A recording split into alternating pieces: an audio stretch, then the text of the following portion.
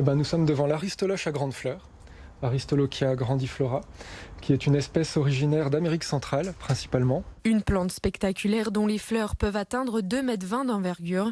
Installée dans la serre tropicale du parc, elle cohabite avec plusieurs milliers d'autres plantes, comme ses fleurs, surnommées d'Arvador. Elle est assez rare en culture. Il y a assez peu de jardins botaniques qui la présentent au public. Nous, à Lyon, on a un beau pied qui est en fleurs quasiment toute l'année.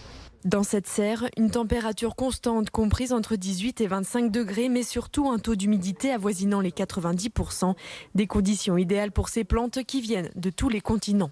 Le but, c'est de présenter un maximum de diversité pour faire prendre conscience aux gens de la richesse que l'on peut trouver dans ces régions. C'est aussi de montrer des plantes qui ont un lien avec l'homme, donc les plantes utilitaires, telles que le cacaoyer, le poivrier, la vanille, pour leur montrer à quoi ça ressemble. Mais aussi faire découvrir des plantes rares ou en voie d'extinction.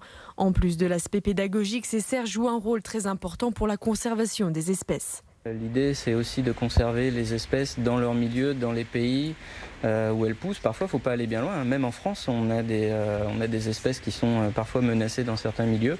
Donc, en France, il y a des conservatoires botaniques avec qui on travaille pour cet aspect-là. Et puis voilà, un jardin botanique est un maillon de la chaîne de conservation des espèces et des milieux sur Terre. Il ne se suffit pas à lui-même, on travaille en réseau.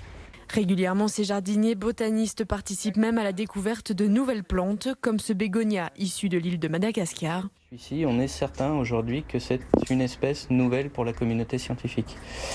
Et donc la phase suivante, ça va être de décrire cette espèce, c'est-à-dire de prendre tous ses caractères, aussi bien morphologiques, de la feuille, de la racine, de la fleur, des fruits, des graines, pour dire, voilà, cette espèce, à l'avenir, on l'appellera bégonia.